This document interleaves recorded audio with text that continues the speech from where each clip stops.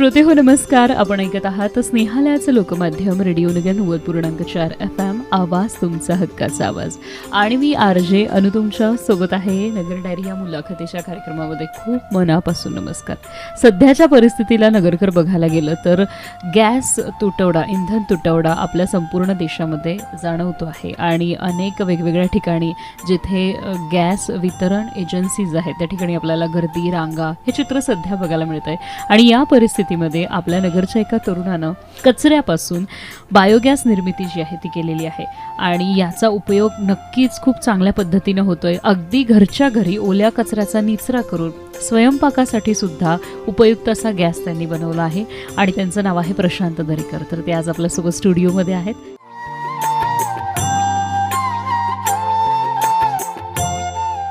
या स्टुडिओमध्ये आणि या शोमध्ये खूप मनापासून स्वागत तुमचं. धन्यवाद. सगळ्यात आधी तुम्ही कसे आहात? एकदम मजेत. आणि सगळ्यात महत्त्वाचं म्हणजे तुम्ही नगरचे आहात.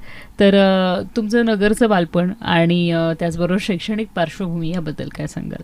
माझा जन्म नगरमध्येच झाला आणि शिक्षण पण पूर्णपणे नगरमध्येच झालं. बाय क्वालिफिकेशन मी डिप्लोमा मेकॅनिकल कंप्लीट केला आणि त्यानंतर व्यवसायामध्ये अनेक वर्षांपासून आहे. नक्कीच.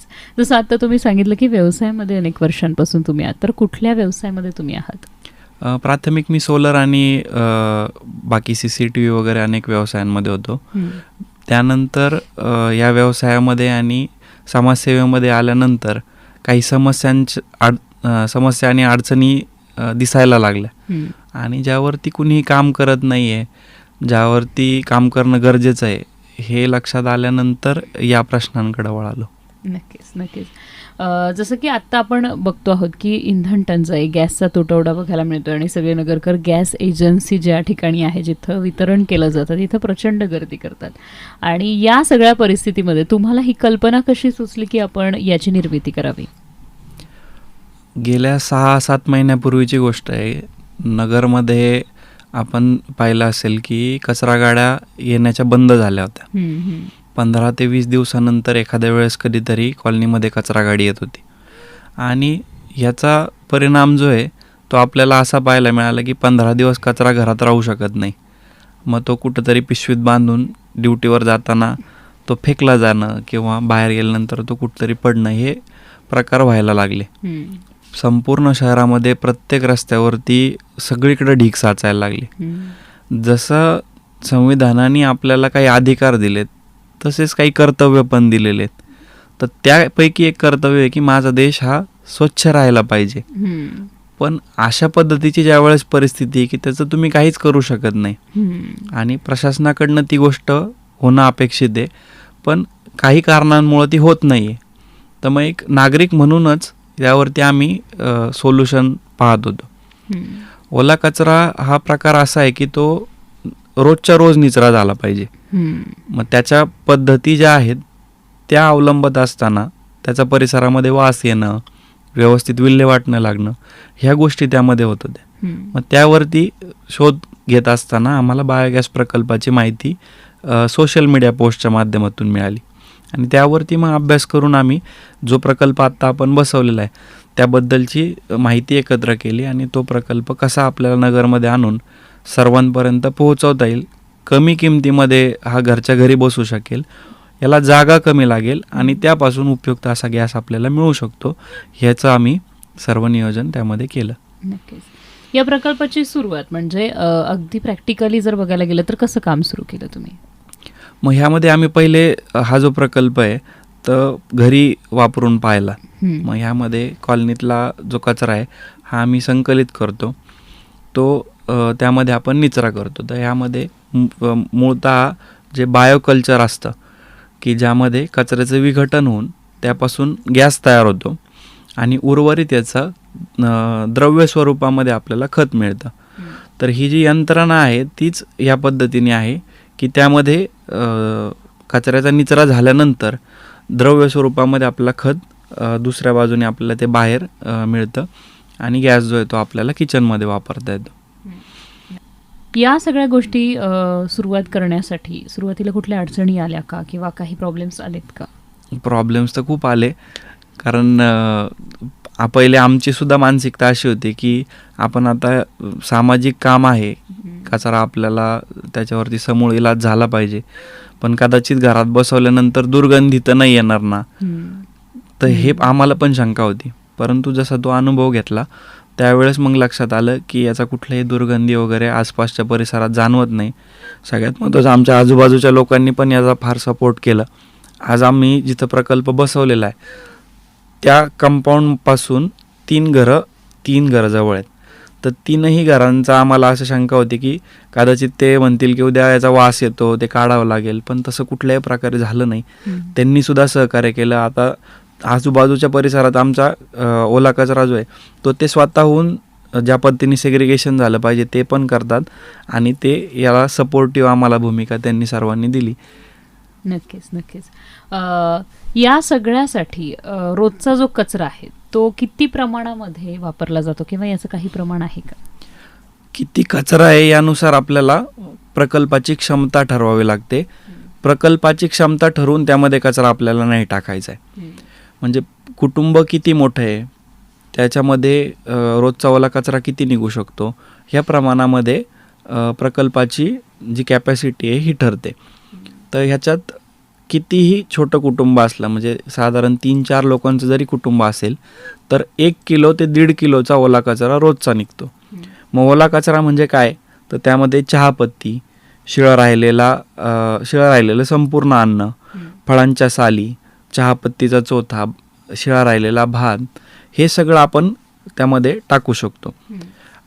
फळांच्या सालींबद्दल जर आपण विचार केला तर घरात 4 लोकांचं जरी कुटुंब असेल आणि केळीची 1 फणी जरी पूर्ण खाल्ली गेली तर त्या केळीच्या एका फणीचा साधारण 1.5-2 किलोचा कचरा निघतो.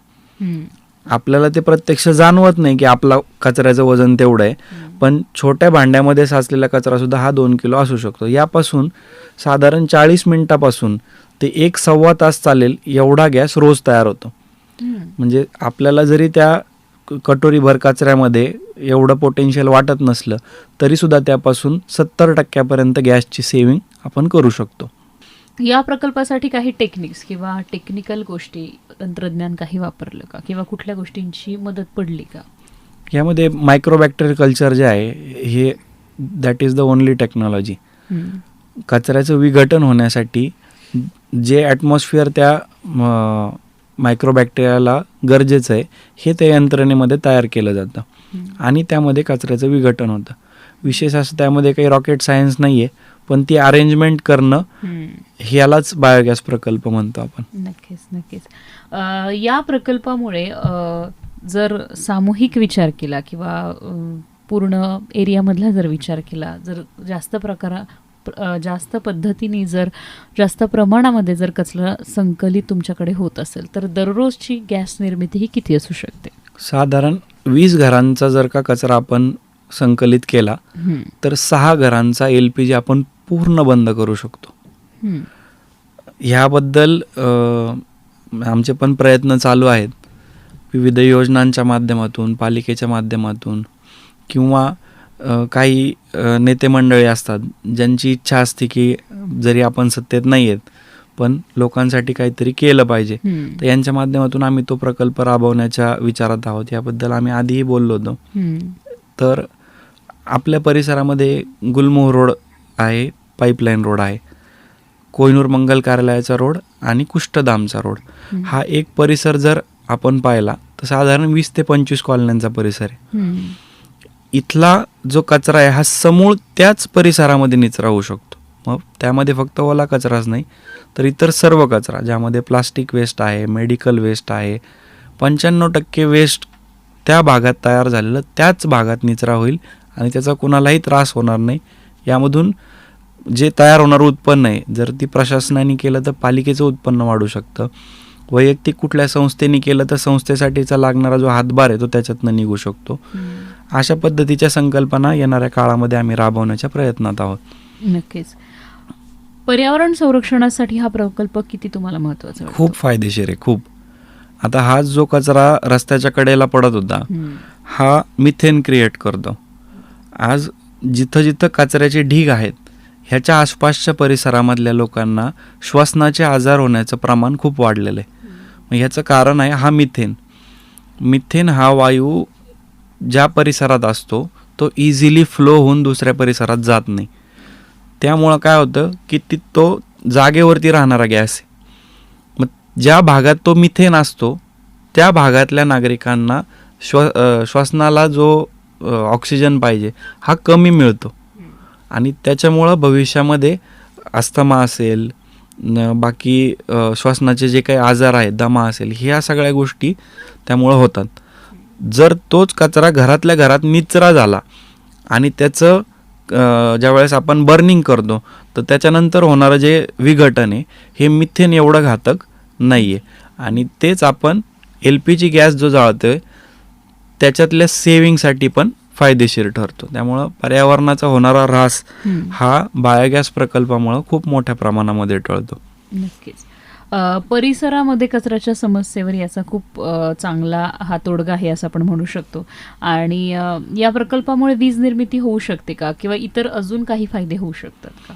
जसं मी मगाशी तुम्हाला म्हटलो की जर प्रशासनाने याच्यामध्ये प्रत्यक्ष लक्ष घातलं तर आज आपली ड श्रेणी असणारी महानगरपालिका फक्त कचऱ्यावरती क श्रेणी महानगरपालिका होऊ शकते.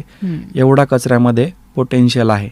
मग त्यासाठी जसं वीज निर्मितीबद्दल आपण आता बोललो तर ह्यापासून कचरा संकलन झाल्यानंतर त्याचा गॅसमध्ये रूपांतरित करणं आणि त्या गॅसचं रूपांतर विजेमध्ये करणं फार सहज शक्य आहे. ह्यामुळं काय होतं तर अनेक युवकांना रोजगार मिळू शकतात. हा कचरा संकलन करून त्याचं सेग्रिगेशन करणं, प्लांट चालवण्यासाठी लागणारं जे काय मॅनपॉवर आहे ह्यासाठी रोजगार मिळू शकतात. दुसरं, कचऱ्याची समस्या पूर्ण मुळापासून आपण मार्गी लावू शकतो. तिसरं, जिथं आज देशाला बाहेरनं गॅस आयात करावा लागतोय, आपण आपला कचरा घरी निचरा करणं किंवा अशा पद्धतीने जसं तुम्ही कम्युनिटी प्रोजेक्ट म्हणतो आपण, कम्युनिटी प्रोजेक्टच्या माध्यमातून जर गॅस तयार केला, हा CBG म्हणून आपल्याला वापरात येतो. म्हणजे जिथं CNG गॅसवरती आज गाड्या चालतात त्याला अल्टरनेट हा गॅस वापरता येऊ शकतो. बाहेर देशातनं गॅसोलीन आयात करण्यावरती हा पर्याय. म्हणजेच एक पद्धतीने आपण ऊर्जेच्या बाबतीत स्वयंपूर्ण होतोय. जर शहर म्हणून आपण स्वतः स्वयंपूर्ण झालो तर त्याचा नक्कीच देशाला फायदा होणार आहे. आपल्या देशाची अर्थव्यवस्था सुधारवण्यापर्यंतचे सोल्युशन्स या कचऱ्यामध्ये आहेत. नक्कीच. भविष्यामध्ये हा जर प्रकल्प आपल्या नगरमध्ये, शहरामध्ये किंवा इतर अनेक सिटींमध्ये जर मोठ्या प्रमाणात राबवण्याची योजना जर करणार असाल तर कशा प्रकारची मदत तुम्हाला शासनाकडून किंवा पालिकेकडून आवश्यक आहे? वैयक्तिकरित्या हा प्रकल्प राबवला जाऊ शकत नाही. यामध्ये लागणाऱ्या परमिशन्स असतील, त्याच्यासाठी लागणारं मोठं भांडवल असेल आणि सगळ्यात महत्त्वाचं हे सगळं करण्यासाठी लागणारी जागा जी असेल तर ही प्रशासनाची असणं गरजेचं आहे. याचं कारण असं की कचरा ही कोणी वैयक्तिक प्रॉपर्टी नसती, तर ही ज्या क्षेत्रातली तो कचरा आहे त्यावरती त्या पालिकेचा किंवा यांचा अधिकार असतो. त्यामुळे हे वैयक्तिकरित्या होऊ शकत नाही. यासाठी माझं आव्हान असं राहील की प्रशासनातील व्यक्तींनी पुढाकार घेऊन आम्ही त्यामध्ये टेक्नॉलॉजीची मदत करू शकतो. प्रशासनाने पुढाकार घेऊन असे प्रकल्प लावले पाहिजेत. जे प्रस्थापित नेतृत्व आहेत यांनी या विषयाकडे लक्ष दिलं पाहिजे आणि आमच्यासारख्या तरुणाला जर त्यामध्ये संधी दिली तर नक्कीच आम्ही पूर्ण शहराचा कचऱ्याचा प्रश्न मार्गी लावू शकतो. नक्कीच. कचरा व्यवस्थापन आणि ऊर्जा बचत या भविष्यामध्ये खूप गरजेच्या आहेत किंवा खूप महत्त्वाच्या गोष्टी आहेत. तर यासाठी समाजाला किंवा तुमच्यासारख्या इतर तरुणांना काय सांगाल? कचरा व्यवस्थापन आणि ऊर्जा हे दोनही सवयींचे भाग आहेत. हे आजचा थोडासा ट्रेंड म्हणून विषय जरी असला, आपण सोशल मीडियावरती क्लीनलीनेसच्या पोस्ट्स पाहतो, इतर देशांच्या वाहवा करतानाच्या पोस्ट पाहतो की आमचा देश कसा माग आहे ह्याबद्दल ट्रोलिंग केलं जातं. पण फक्त ट्रोलिंग करून प्रशासन कसं कमी काम करतंय हे दाखवून काही उपयोग होणार नाही. प्रत्येक मी जसं मागाशी पण म्हटलं, संविधानाने जसे आपल्याला अधिकार दिलेत तशाच जबाबदाऱ्या पण दिलेल्या आहेत. त्या जबाबदाऱ्या म्हणून ऊर्जेकडं आणि कचरा स्थापनाकडे बघणं हे तरुणांना गरजेचं आहे. जिथं आपण खूप रेस करून गाडी चालवतो तिथं आपण ऊर्जा व्यर्थ घालतोय. जिथं आपण सहज जवळच्या परिसरात जरी जायचं असेल तिथं गाडी घेऊन जातो, तिथं आपण ऊर्जा खर्च करतोय. जो चार्जर मोबाईल चार्जिंग झाल्यानंतर आपण काढून टाकतो, तो बंद करत नाही, तिथं आपण ऊर्जा व्यर्थ घालतोय. बरं, ही ऊर्जा कुठून तयार होती? कोळशापासून, कुठंतरी आयात केलेल्या फ्युएल्सपासून. म्हणजे याचा अप्रत्यक्षरित्या देशावरती याचं बर्डन आहे. ह्याबद्दल मायक्रो लेवलला तरुणांनी विचार केला पाहिजे की आपण जी काही ऊर्जा खर्च करतोय त्याचं काहीतरी प्रॉडक्टिव्ह झालं पाहिजे. हा त्याच्या प्रत्येक विचारामागचा हेतू असणं गरजेचं आहे. तर कुठंतरी देशाला याचा फायदा होईल. कचरा व्यवस्थापनाच्या बाबतीत जर बोललो तर टापटीप राहणं हे कोणाला सांगण्याची गरज नाही पडली पाहिजे. हे स्वभावातून आपल्या असणं गरजेचं आहे. आज इंदोरसारखी महानगरपालिका असेल, नगरपालिका असेल, त्यानंतर बाहेर देशाचं जर आपण उदाहरण दिलं तर जापान आहे, सिंगापूर आहेत. इथं क्लिनलीनेससाठी प्रत्येक व्यक्ती स्वभाव म्हणून वेळ काढतो आणि जबाबदारी म्हणून वेळ नाही काढत. आपण जर चांगल्या परिसरात राहिलो, दुसरं आपल्याकडे सुद्धा ती टर्मिनॉलॉजी आहे, तशी मानसिकता आहे की जिथं जाळं असतात, जिथं धूळ असती तिथं लक्ष्मी येत नाही. मग हे जाळं काढणं, धूळ काढणं, हे काढल्याने जर तुम्हाला लक्ष्मी येत असेल तर तरुणांनी नक्कीच ते स्वभावामध्ये इम्प्लिमेंट केलं पाहिजे. नक्कीच. घरच्या घरी जर नगरकरांना किंवा इतर नागरिकांना हा प्रकल्प सुरू करायचा असेल तर कशा पद्धतीने ते करू शकतात? यासाठी साधारण 4.5 फूट बाय 4.5 फूटची जागा असणं गरजेचं आहे. कंपाऊंडमध्ये किंवा टेरेसवरती आपण हा प्रकल्प करू शकतो. यासाठी आता कमीत कमी खर्चामध्ये जर आपण आता सध्याच्या परिस्थितीला पाहिलं तर 65,000 रुपये किमतीपासून हे प्रकल्प सुरू होतात, ज्यामध्ये 2 किलो ओला कचरा रोजचा आपल्याला निचरा करता येतो. 40 मिनिटापासून ते 1-1.25 तास सकाळी आणि संध्याकाळी चालेल एवढा गॅस त्यामध्ये तयार होतो. फक्त सवयी बदलायच्यात.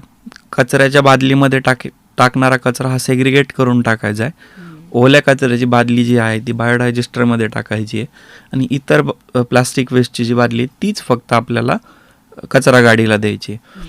ह्यातनं आपलं सेविंग होऊ शकतं.